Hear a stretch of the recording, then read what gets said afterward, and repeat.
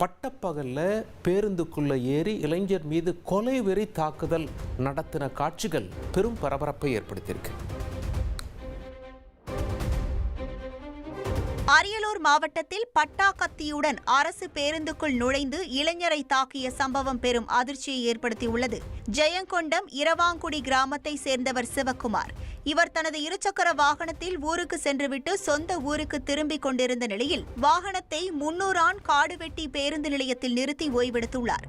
அப்போது அங்கிருந்த 6 இளைஞர்கள் சிவக்குமாரை தகாத வார்த்தையில் திட்டி மிரட்டியுள்ளனர்.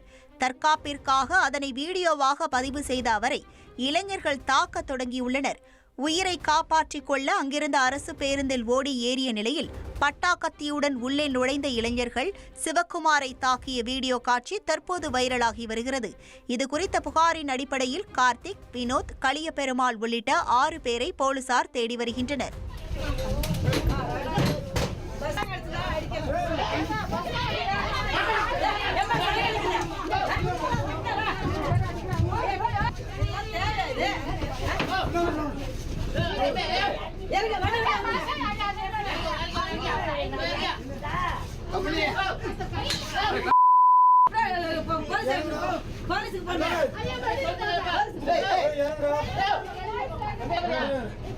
போன்